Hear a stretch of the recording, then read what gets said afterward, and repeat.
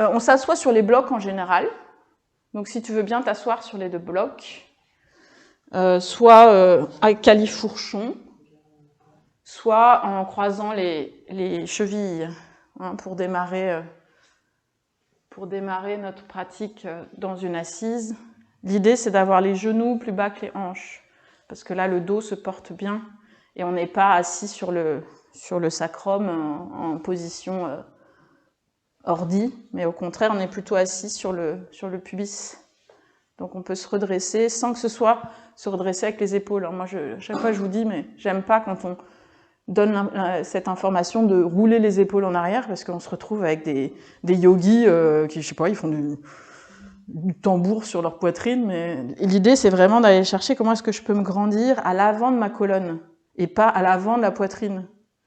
Hein, faites l'exercice de vous dire, tiens, je vais me grandir en montant le sternum, hop, on se retrouve le poitrail ouvert, et limite avec les omoplates qui sont coincées à l'arrière. Voilà. Et alors, si j'essaie de baisser mes côtes basses, et je me retrouve un petit peu à m'arrondir le dos, ça va pas du tout. Alors que si j'imagine que j'ai le bassin bien ancré, et que c'est depuis le bassin qu'il y a une ligne qui passe à l'avant de ma colonne, et qui me redresse jusqu'au cervical, avec le menton qui reste un peu vers moi, et donc je peux allonger ma nuque. Là, je suis dans une posture qui est propice à la méditation notamment. Donc laissez les yeux se fermer si c'est OK pour vous, sinon vous regardez vers le tapis, vous fixez un point. L'idée, c'est de réussir à garder cette posture immobile sans que ce soit un challenge physique.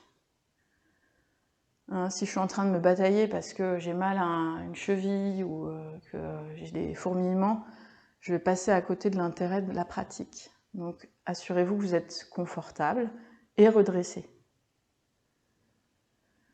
Il y a un sutra dans les Yoga Sutras, Stiram Sukham Asanam. Ça parle de la posture, et la posture doit être détendue et ferme.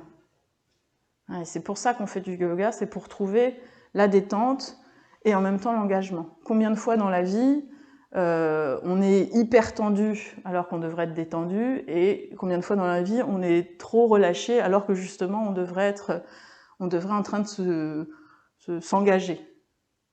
Donc cherchons cette posture à la fois confortable mais ferme.